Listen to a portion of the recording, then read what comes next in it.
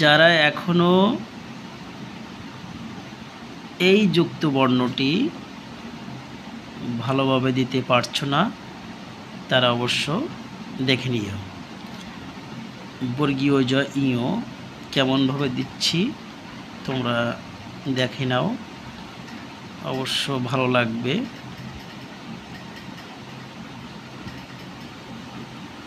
আরও একবার দিয়ে আমি মাত্রা দিলাম। বর্গীয় জর প্রথম অংশটা আমরা দিলাম, এই অংশটার সাথে এই অংশ আমরা মিলিয়ে দেব। তারপরে এই চিহ্নটা আমরা এখানে যোগ করে দেব, তাহলে বর্গীয় যা ইও হলো। একে আমরা ভেঙে পেয়ে থাকি দুটি বর্ণ, একটা বর্গীয় জ, আর একটি এখানে একটা যোগ চিহ্ন দিলাম ইও। তাহলে বন্ধুরা অবশ্য এটা বুঝতে পেরেছো তোমরা। আরেকটি যুক্ত বর্ণ আমরা দেখার চেষ্টা করব।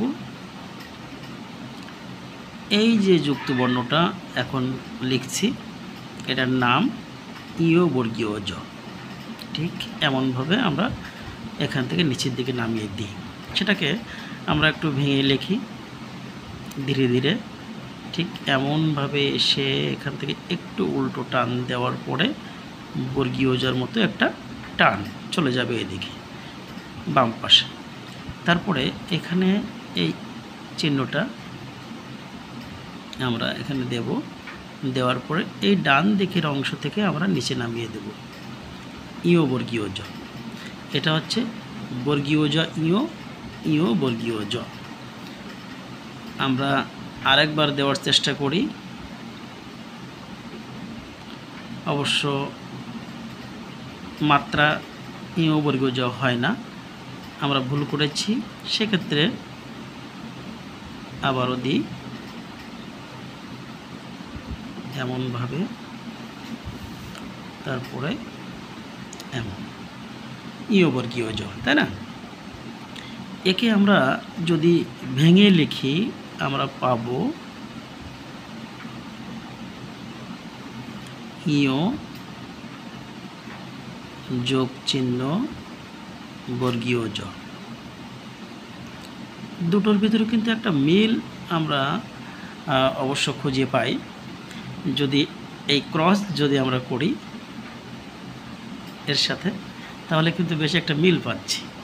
অর্থাৎ বর্গীয় জ যোগ ইও, বর্গীয় জ ইও, আর এর উল্টো করলে যা হয় ইও যোগ বর্গীয় জ, ইও বর্গীয় জ। এখন বর্গীয় জ ইও দিয়ে একটি শব্দ আমরা লিখি, তাহলে বন্ধুদের আরও সহজ হবে।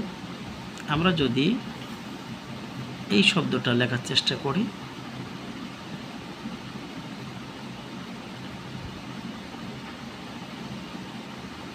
জ্ঞান।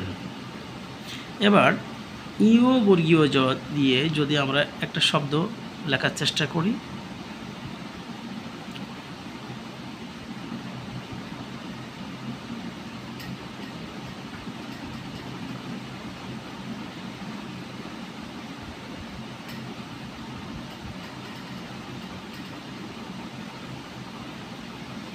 ব্যঞ্জন, তাই না বন্ধুরা?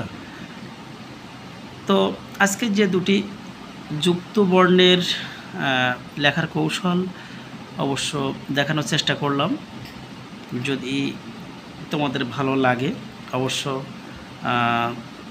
ভালো কিছু কমেন্ট লিখে আমাকে জানাবে, আর যদি শেয়ার করে দাও অন্যদেরকে, অন্যরাও জানবে। ওকে, আজকের এ পর্যন্ত। পরবর্তী আরও একটি লেখার ভিডিও নিয়ে হাজির হব। ততক্ষণে সবার জন্য সুস্থ কামনা।